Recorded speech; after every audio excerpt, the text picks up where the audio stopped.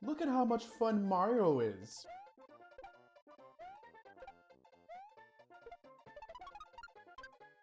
Look at how much fun Sonic is.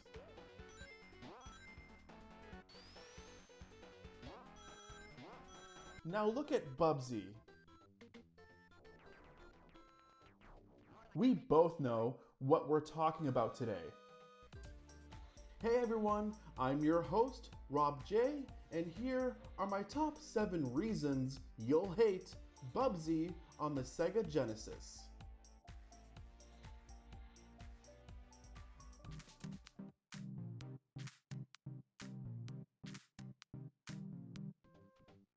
Let's state the obvious of Bubsy's #1 issue. You can die from almost anything. Oh hey, did you fall from too great of a height?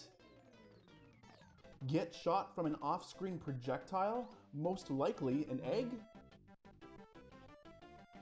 Run too fast and get hit by something? Miss a platform because you overshot or undershot your glide? This sums up 90% of the reasons why you'll die in Bubsy. You're definitely going to hate this Bobcat from the first 10 minutes of playing this game. It also feels like the game is pulling you in different directions. For example, the game gives you so much speed, but due to enemy placement, it doesn't allow you to use it. The devs tried to make Bubsy a jack of all trades and ended up making him bad at everything. This game could be so much better with just some minor changes that stop Bubsy from dying so much. At least they made some creative death animations.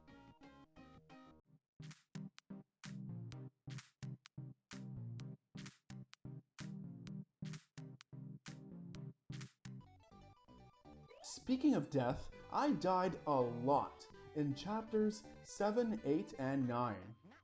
I'm not giving the rest of the game a pass, it's just the level designs in these chapters were atrocious.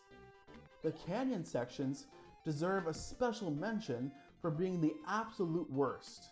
Like, what were they thinking? Who playtested this and said it was okay?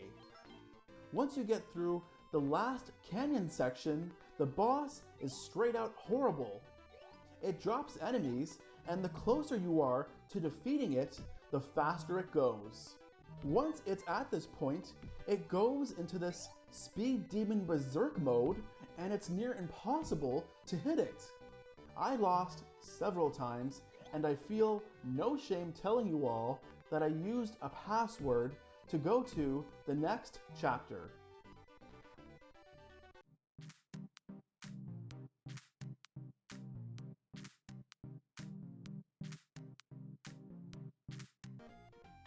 As you're playing Bubsy, you will be collecting yarn. It increases your points, and that's it. But why stop there? Why not benefit the player with an extra life? Or if they get hit, they would lose their yarn but not die instantly. You really think someone's going to brag and be like, I got 200,000 points in Bubsy, yeah! Even in an old game like Galaga, you can gain an extra life by reaching a certain point threshold. This became ubiquitous in gaming. For example, getting 100 coins in Mario gives you an extra life. If you collect 100 rings in Sonic, guess what? You get an extra life. Collecting yarn just isn't worth it, and it's unfortunate that the devs didn't implement any kind of reward for reaching a certain point threshold.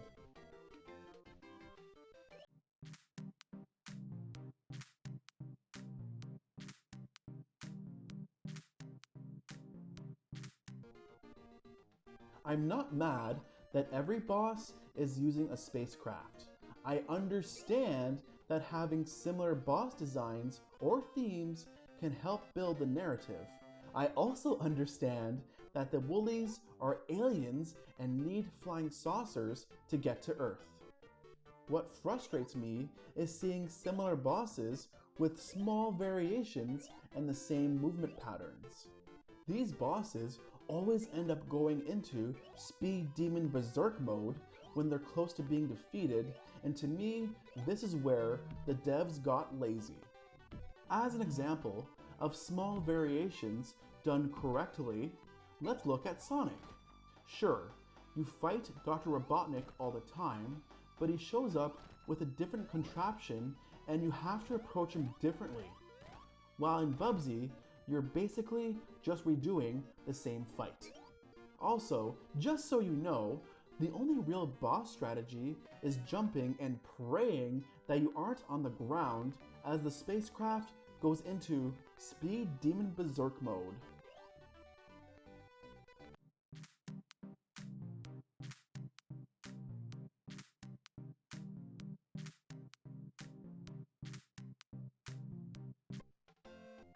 The bonus levels come to you as a surprise when you find them, but they're so poorly designed that they'll end so quickly. The most you would get out of them is maybe an extra life, but that's it.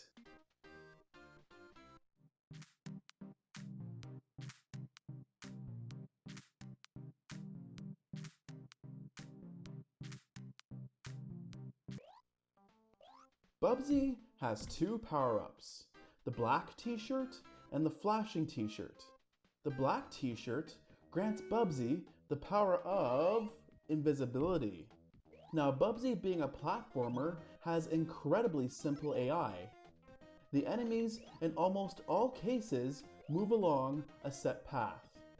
They do not target Bubsy. They do not follow Bubsy.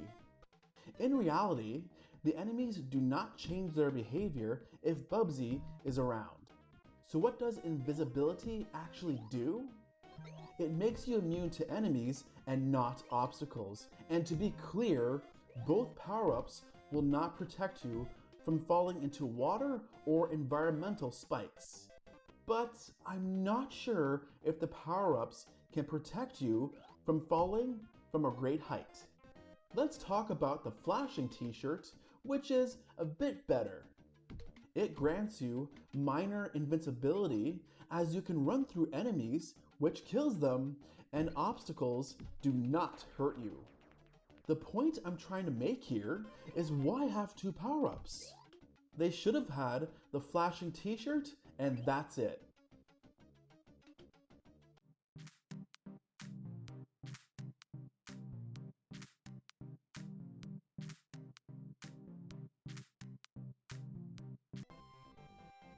For me, when playing a game, it's not about how it starts, but how it finishes. Like many games in the 90s, the last levels were always in space. So there's no surprise that Bubsy takes us to space for its final level.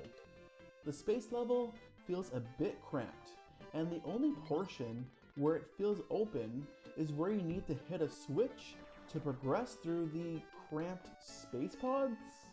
Sure, let's go with that. To be honest, it just ends up feeling like a regular level. That being said, the final boss is pretty cool. It has a decent design, but they ramped up the difficulty in true final boss fashion.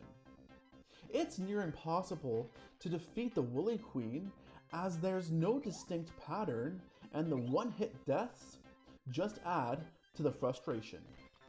I think Bubsy said it best when you reach the final chapter. Well, are you still playing this thing?